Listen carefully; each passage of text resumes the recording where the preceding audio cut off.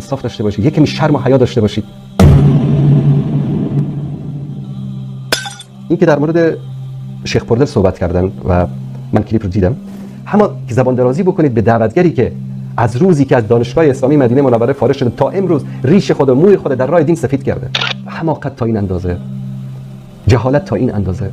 یک خبیثی مثلا کلیپ رو قد و برید کرده مثل کاری که قزوینی میکرد، برای تو فرستاده که بالا این داره میگه که برادران و خواهران. بله منم میگم برادران و خواهران شیعه، بله شیعیان برادران و خواهران ما هستند. اگر برادران و خواهران دینی نباشند فرض محال برادران و خواهران انسانی هستند.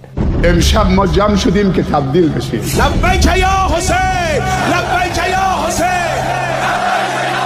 من به برادران و خواهران شیعه هم گفتم وقتی میاد اینجا تو قیام مهرتم با خودت بیار. زن و مرد دوستش